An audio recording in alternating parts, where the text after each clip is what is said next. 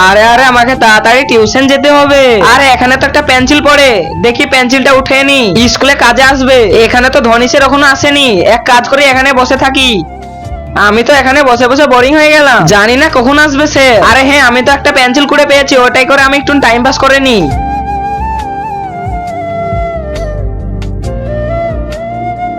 আরে গোল আঁকার সাথে সাথে বল হয়ে গেল, মনে হচ্ছে এই পেন্সিলটা জাদুর পেন্সিল। দেখি একটা ব্যাট একে আসছে নাকি।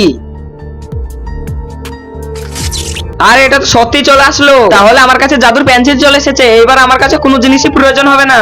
এই অসহায় বাবাটার জন্য কে এবার লাইক সাবস্ক্রাইব করবে? আমি জানি দুষ্টু বাচ্চারা লাইক সাবস্ক্রাইব করবে না, ভালো বাচ্চারা লাইক সাবস্ক্রাইব করে দেবে। আরে ভাই এখানে মন খারাপ করে বসে আছো কেন?